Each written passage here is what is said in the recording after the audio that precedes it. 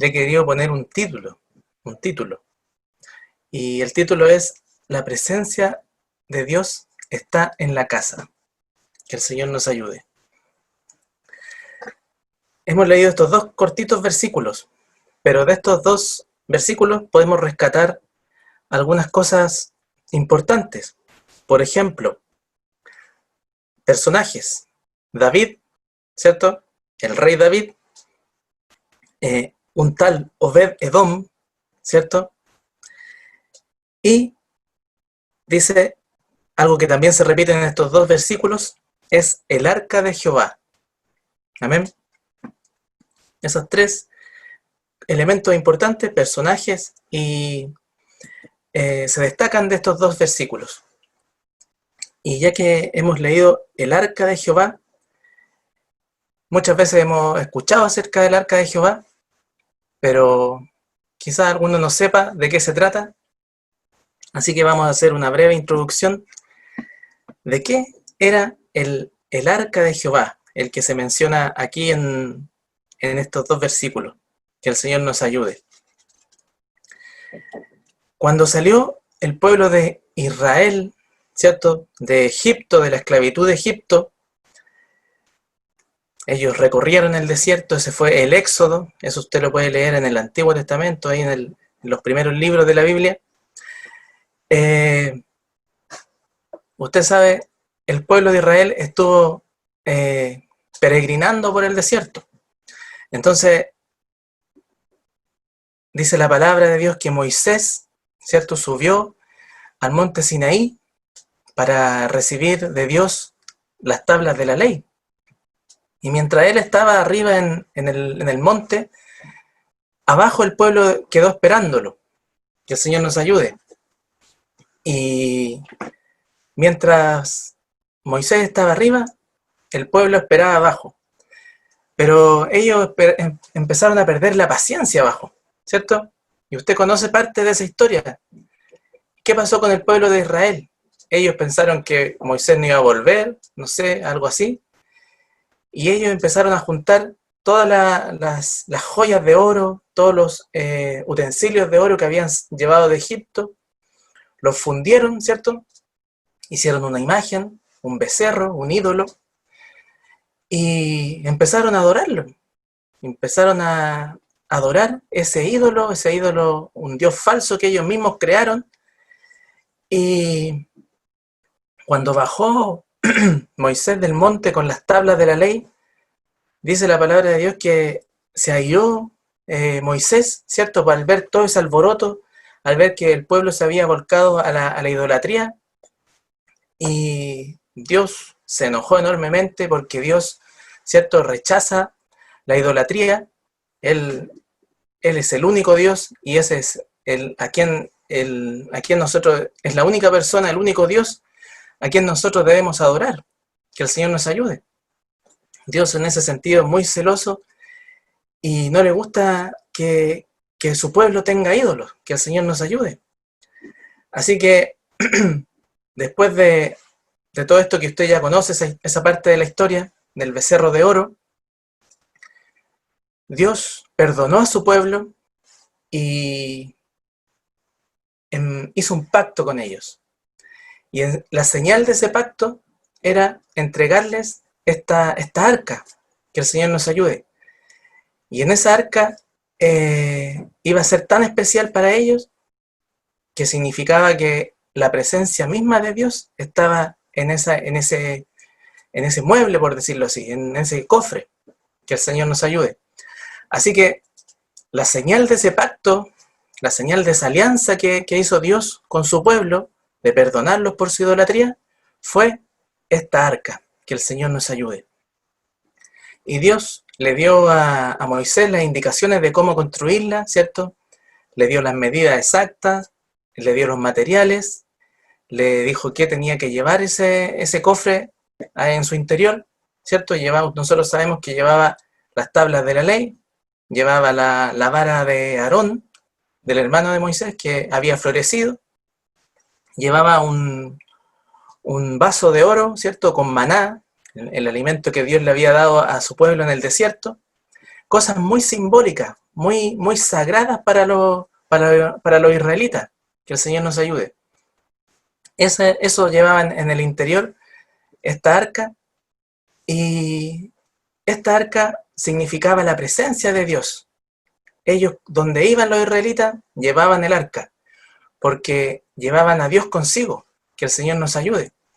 Así que esa era la señal del pacto, por eso se llama el arca del pacto, de que Dios perdonó a su pueblo por la idolatría del becerro de oro. Que el Señor nos ayude. Y bueno, Dios dejó establecido algunas reglas, algunos mandamientos acerca de esta arca, y una de ellas era que nadie podía manipular el arca, llevarla, ¿cierto?, transportarla, trasladarla, a no ser que sea de la tribu de Leví, ¿cierto?, de donde venían los sacerdotes, o la familia de Aarón, ¿cierto? La familia de Aarón eran levitas, eran sacerdotes. Por lo tanto, Dios estableció que solamente ellos podían trasladar y manipular el arca. Que el Señor nos ayude. Y otra cosa más, que nadie podía tocar ese cofre. Que el Señor nos ayude.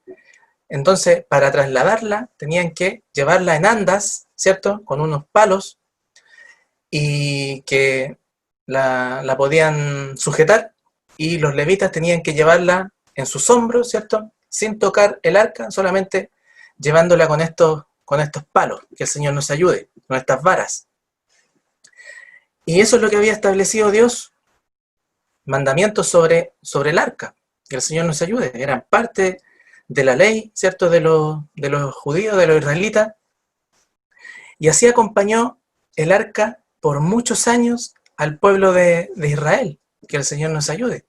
Como Israel no tenía un templo donde podía dejar esta arca, ellos hicieron una tienda, ¿cierto?, una tienda grande, una carpa, si usted quiere llamarlo, y en el interior de esta carpa, que se llamaba el tabernáculo, ahí había un lugar, ¿cierto?, un lugar santo, el santuario, y dentro del santuario había un lugar más chiquitito, que era el lugar santísimo, y en ese lugar, ahí guardaban el arca. Que el Señor nos ayude.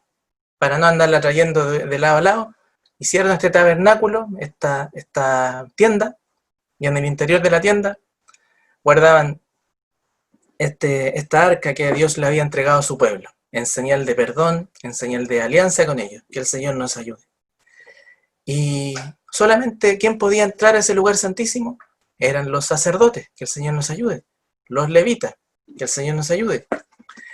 Así que esas reglas se cumplían en el pueblo de Israel. Después, más adelante, muchos años después, cuando Israel pidió un rey, ¿cierto? Usted sabe que pidió Israel un rey, tener un rey igual que las otras naciones, y Dios le dio un rey. Ese rey, el primer rey fue Saúl. Que el Señor nos ayude. ¿Y sabe lo que hacía Saúl? Que Saúl no era muy, muy temeroso. Él, para ganar las batallas, él llevaba el arca a las batallas. Así que él lo llevaba como amuleto. Y él pensaba que llevando el arca, él iba a ganar todas las batallas. Que el Señor nos ayude. Y ya desde ese momento empezó como a perderse el respeto. Habían pasado muchos años y ya nadie respetaba mucho el arca. Esta señal de pacto que Dios hizo con su pueblo. Que el Señor nos ayude. Y en una de esas batallas, ¿cierto?, con los filisteos, el arca fue capturada por ellos. Así que Israel perdió el arca y fue llevada por los filisteos, sus enemigos. Que el Señor nos ayude. Los filisteos sabían que eso era un objeto sagrado para los israelitas, por lo tanto capturarlo, llevárselo, era una derrota tremenda para los israelitas. Que el Señor nos ayude. ¿Y qué pasó? Dice la palabra de Dios ahí en Samuel, en el primer libro de Samuel. ¿Qué pasó cuando los filisteos se llevaron esta arca? Vino un castigo. Ellos lo habían dejado en un principio en el mismo templo donde estaba su Dios, el Dios Dago. Que el Señor nos ayude. Y los filisteos vieron que un día la estatua de este Dios que ellos tenían estaba botada a los pies del arca. Que el Señor nos ayude. La volvieron a mover y otra vez vieron otra estatua del Dios Dago y también rota a los pies del arca. Entonces los filisteos empezaron a temer. Ellos no eran creyentes en Dios, pero ellos sabían que empezaron a creer que el Dios de los israelitas era un Dios poderoso, que el Señor nos ayude. Entonces decían, ¿no será que por tener nosotros el arca hemos traído una especie de maldición para nosotros? Empezaron a morir, mortandad de miles de personas. La gente de los filisteos empezaron a tener tumores, le empezaron a aparecer tumores. Así que llamaron a los sabios de los filisteos y ellos dijeron, ¿saben qué? Devolvamos el arca. Esta arca nos ha traído solamente castigo, maldición, así que devolvamos el arca, que el Señor nos ayude. Y razón tenían, porque el arca no era una simple caja, no era un simple cofre, ahí estaba la presencia de Dios. Dios mismo estaba ahí, estaba representado en ese utensilio, por decirlo así. Que el Señor nos ayude. No era algo simple. Entonces, ¿qué hicieron los filisteos? Pusieron 2 vacas, ¿cierto? Hicieron un carro, lo pusieron encima y mandaron a las vacas a caminar. Y de esa forma, ellos devolvieron el arca. 7 meses alcanzó a estar el arca en manos y en tierras de los filisteos. Que el Señor nos ayude. Y eso trajo para ellos solamente maldición. Que el Señor nos ayude. Dice la palabra de Dios que, avanzando en ella, y llegando ya más o menos a lo que hemos leído hoy día, después usted sabe que Saúl, ¿cierto?, fue destituido de su reinado, y en su lugar Dios puso a David. Que el Señor nos ayude. Y David, en una de sus incursiones, ¿cierto?, en la guerra, porque David era un guerrero, él conquistó Jerusalén, la ciudad de Jerusalén.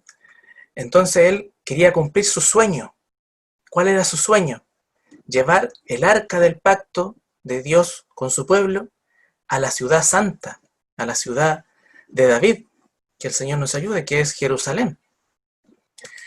Entonces, era tanto el entusiasmo por llevar el arca a la ciudad de Jerusalén, que David se olvidó de todas las reglas que había sobre el arca.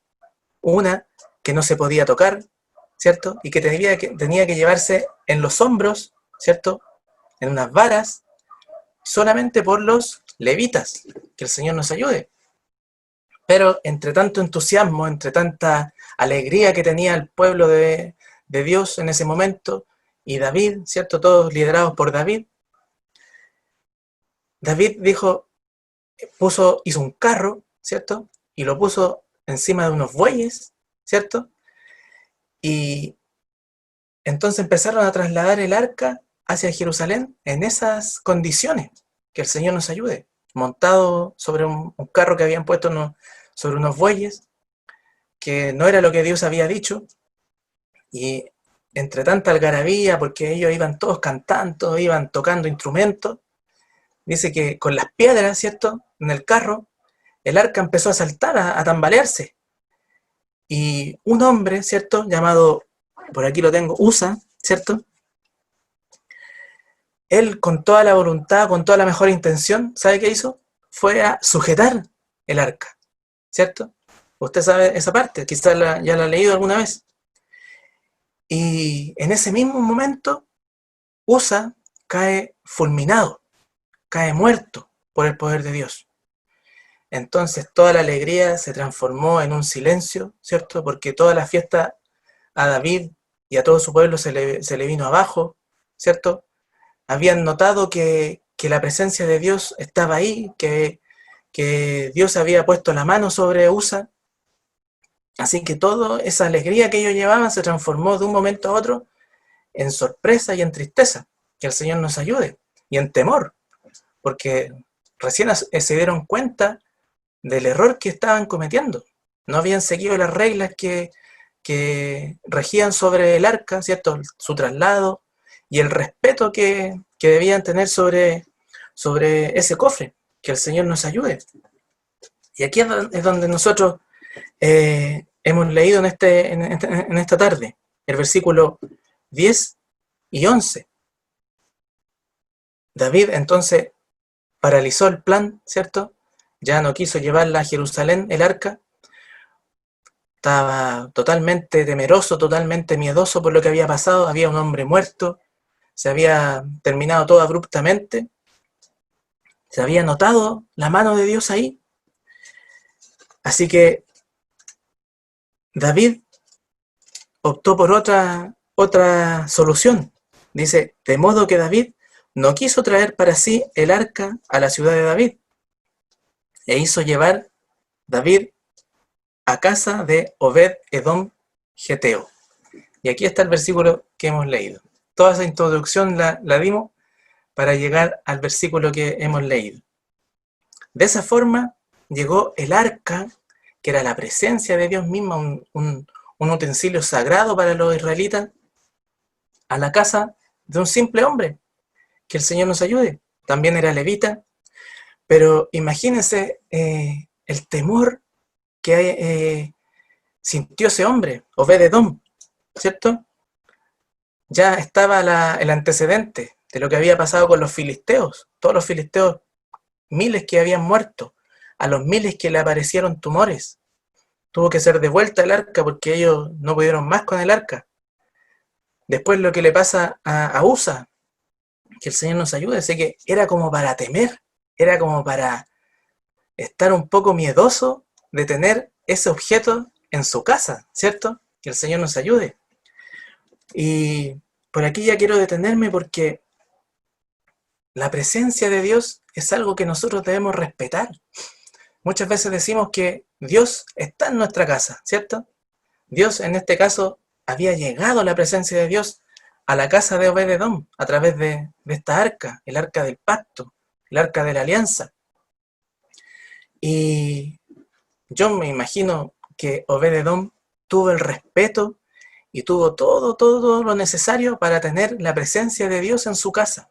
Que el Señor nos ayude. Tanto que fue bendecido, dice, estuvo 3 meses el arca en su casa, y bendijo Jehová a Obed-Edom y a toda su casa. Que el Señor nos ayude. ¿Y qué hacemos nosotros en nuestra casa? ¿Cierto? Nosotros decimos que la presencia de Dios está en nuestro hogar, nuestra casa, porque dentro de un hogar cristiano tiene que estar la presencia de Dios, ¿cierto? Amén. Pero muchas veces no le tomamos el peso, ni no tenemos el suficiente respeto para esa situación. Que el Señor nos ayude. Muchas veces nuestro hogar está lejos de ser un hogar muy cristiano. Que el Señor nos ayude. ¿Cómo está nuestro hogar? Porque difícilmente podríamos predicar a Cristo, ¿cierto? Que Dios cambia la vida a la criatura, ¿cierto? Si en nuestra casa está la embarrada, pues, que el Señor nos ayude. Nuestra relación con Dios empieza en la casa. Yo no podría ir a la iglesia, o en este caso a través de Zoom, a predicar, ¿cierto? Si en mi casa hubiera conflicto. ¿Sí? ¿Con qué cara yo podría ir a entregar un consejo, ¿cierto? Como predicador que he sido honrado a la iglesia, ¿cierto? Si en mi casa no pongo orden, o no hay orden, que el Señor nos ayude.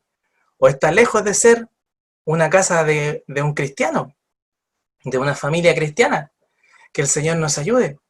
Entonces, vemos que Obed-Edom fue un hombre temeroso, porque él sabía que esa arca representaba la presencia de Dios.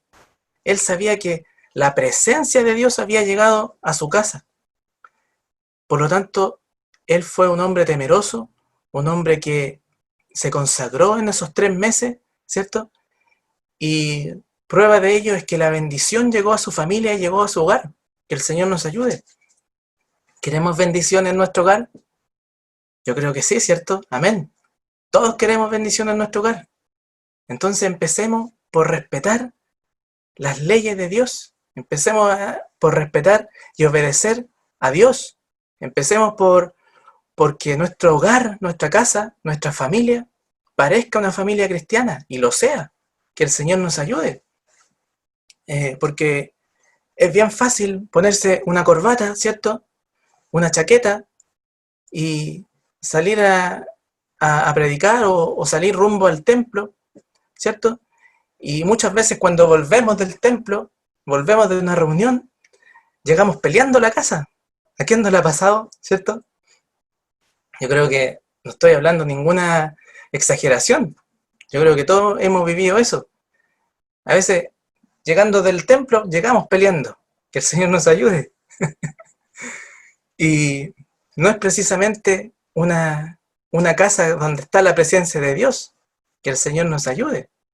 O qué música escuchamos, ¿cierto? Dentro de la casa de los cristianos, ¿cierto? Todos nuestros vecinos saben que nosotros somos cristianos. Ve que nos ven salir en la mañana el día domingo u otro día. Entonces ya nos ven salir con corbata, ¿cierto? Con la Biblia debajo del brazo, con el instrumento, ¿cierto? Muchas veces. Entonces nuestros vecinos saben que nuestro hogar es un hogar cristiano. ¿Y qué dirán cuando escuchan los gritos? Que el Señor nos ayude. Entonces, si queremos bendición en nuestro hogar, respetemos la presencia de Dios, ¿cierto? Porque yo no dudo que, de alguna u otra forma, la presencia de Dios está en todas nuestras casas, está en nuestros hogares. Dios nos bendice, Dios está con nosotros, pero es nuestra actitud, ¿qué hacemos nosotros frente a eso?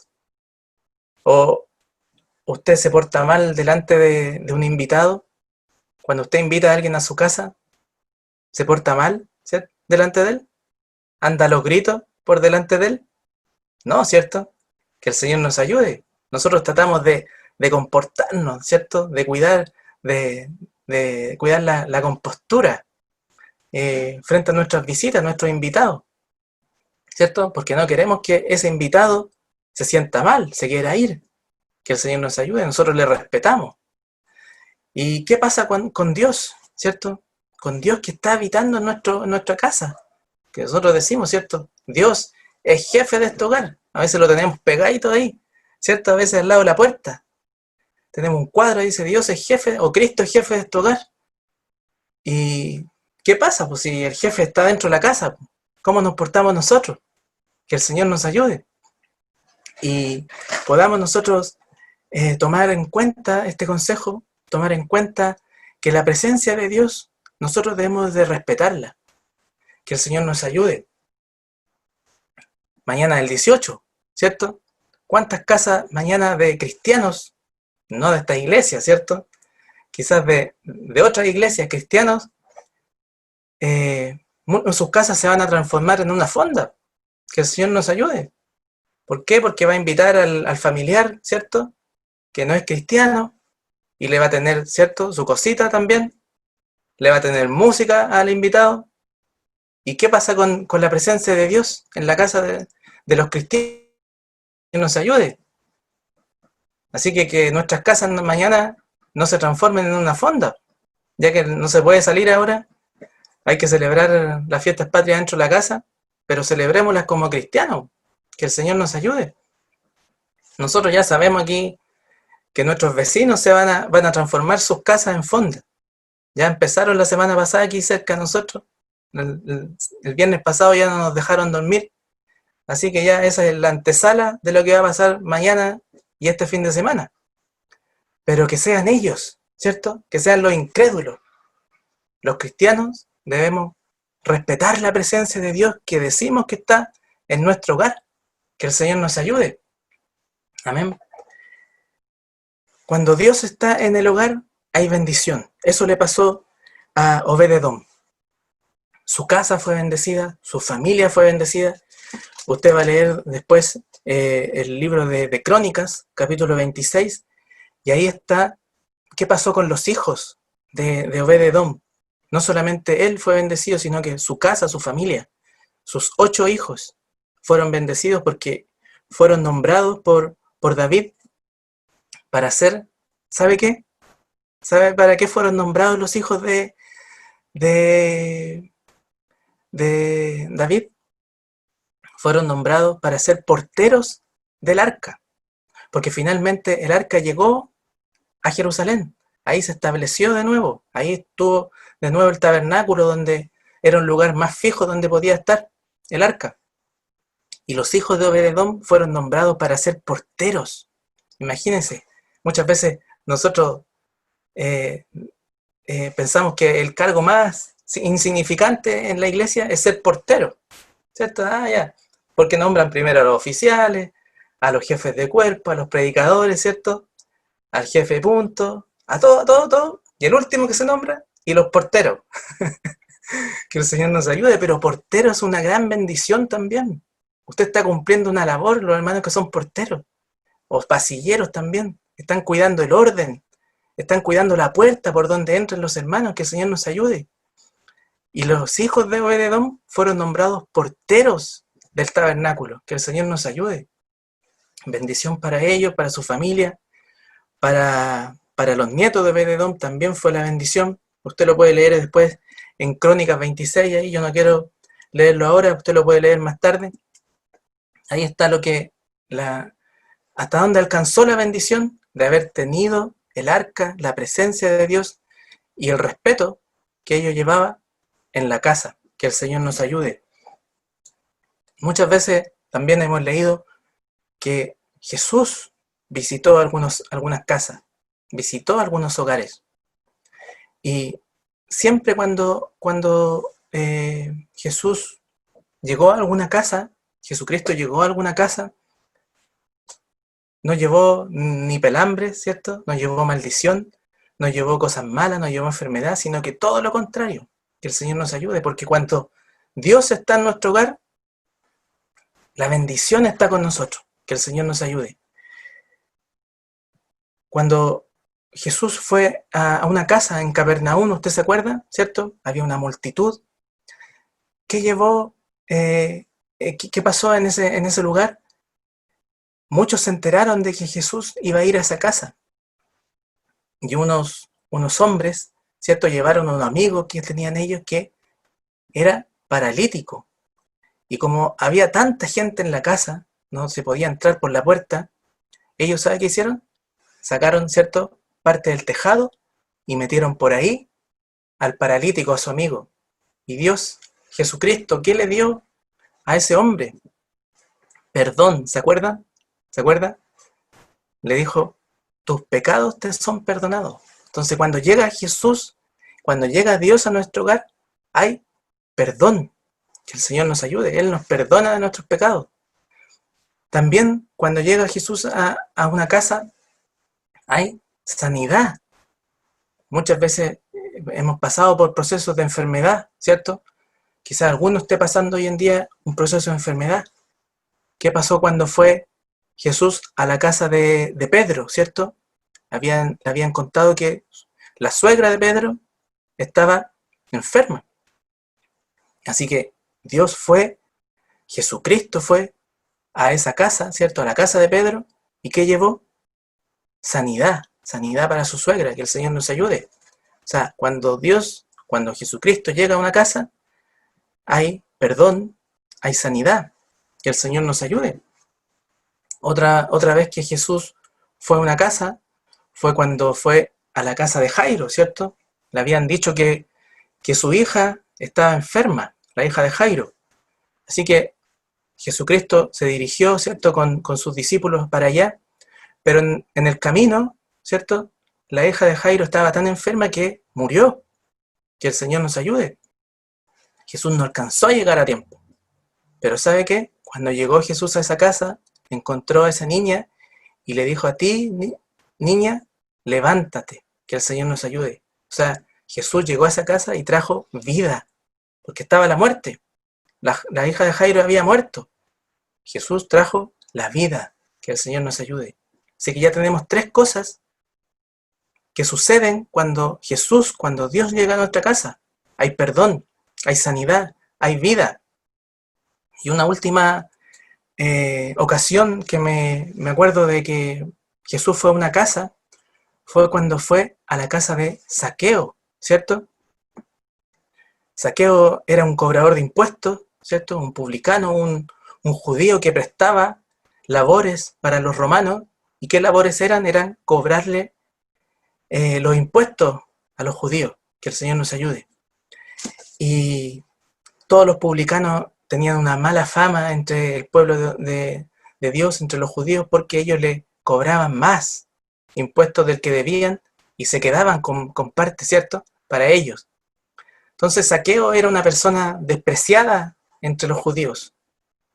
Pero cuando Jesús iba pasando, Zaqueo subió, ¿cierto?, a un árbol, porque era de baja estatura y para ser visto, porque él quería ser visto por Jesús, subió a un árbol. Jesús, ¿qué le dijo?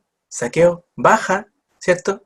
Y es necesario que hoy esté en tu casa, ¿cierto? ¿Y qué pasó cuando Jesús llegó a la casa de Zaqueo, de ese cobrador de impuestos? Hubo arrepentimiento de parte de Zaqueo, ¿cierto? Él dijo, si en alguno he defraudado, ¿cierto?, lo pago. Pero lo más importante que llegó a la casa de Zaqueo fue la salvación. Que el Señor nos ayude. Zaqueo estaba perdido, ¿cierto?, en sus pecados, porque era ladrón, ¿cierto?, le robaba a sus propios hermanos judíos. Pero cuando Jesús llegó a su casa, llegó la salvación. Que el Señor nos ayude. Entonces, cuando no hay por dónde, cuando a nuestra casa llega Dios, llega todas esas cosas buenas, llega el perdón, llega la sanidad, llega la vida, llega la salvación. Que el Señor nos ayude. Y hoy día no hay un arca, ¿cierto? Hoy día no hay un arca, algo físico que nosotros podamos tener en nuestra casa, porque nosotros somos hombres y mujeres de fe y sabemos que aunque no tengamos nada visible, ningún ídolo, ninguna imagen pegada por ahí, nosotros sabemos que la presencia de Dios está en nuestro hogar. Que el Señor nos ayude. Y aprovechemos esa bendición, aprovechemos la bendición de tener a Cristo, a Dios en nuestro hogar.